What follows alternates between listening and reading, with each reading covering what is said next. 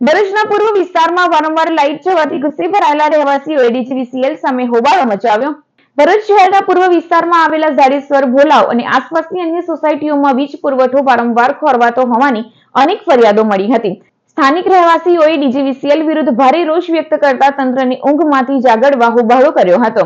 રહેવાસીઓનો આક્ષેપ છે કે વારંવાર વીજ પુરવઠો ખોરવાતો હોવા છતાં ડીજીવીસીએલની ફરિયાદ લાઇન પર ફોન કરવામાં આવે ત્યારે કર્મચારીઓ ફોન ઉઠાવતા નથી। પરિણામે લોકોને અંધારામાં દિવસ પસાર કરવા પડે છે અને બાળકો તથા વડીલોને આકરી ગરમીમાં ભારે તકલીફ થાય છે। સોસાયટીના રહેવાસીઓએ માંગણી કરી છે કે ડીજીવીસીએલ તાત્કાલિક પગલાં લે અને સમસ્યાનો કાયમી ઉકેલ લાવે જેથી લોકોને સતત વીજ પુરવઠો મળી રહે। આજ રોજ અમે ડીજીવીસીએલ ખાતે મક્તમપુર ખાતે આવેલા છે। ભોલાવ વિસ્તારની અંદર 40 થી 45 સોસાયટીની અંદર લાઇટ્સ નથી અને દરરોજ જાડેશ્વર ગામ બી ખર્ચાય ભોલાવ સાથે જાડેશ્વરના લોકો પણ અહીંયા ઉપસ્થિત છે અને રોજ લાઇટ નથી। એની માટે લોકો ખૂબ હેરાન થાય છે, નોકરિયાત વર્ગ ખૂબ હેરાન થાય છે। એની માટે ખૂબ ડીજીવીસીએલના કોઈ અધિકારી અહીંયા કોઈ જવાબદાર નથી।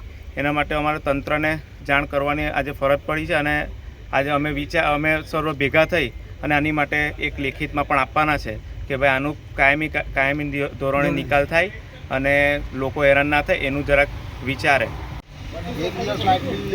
આજે અમે અહીંયા મક્તાપુર જીબીમાં આવેલા છે। આજુબાજુની ઘણી સોસાયટીમાં ડેલી 15 તારીખથી એક લાઇટનો ઇસ્યુ ચાલી રહ્યો છે। અહીંયા અમે વારે ઘડીએ ફોન કરીએ છીએ તો કોઈ ફોન ઉઠાવતું નથી।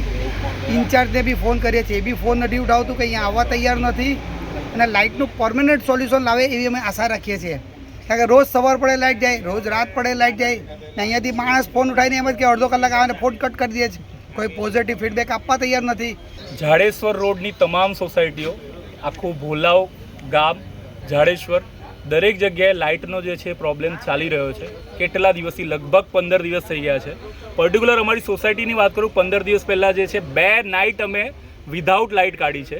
પ્રોમિસ કરીને ગયા હતા સુથારભાઈ, સુથારભાઈ, ઓકે, જે ભાઈ નવું ડીપી જે છે એ લાગી જશે। આજ દિન સુધી એ લાગ્યું નથી। ઓકે, અમારી સોસાયટી નહીં પણ આજુબાજુની દરેક સોસાયટીમાં જે છે વોલ્ટેજના પ્રોબ્લેમ છે અને રોજ લાઇટ જાય છે। આ રીતે વિકાસ થશે?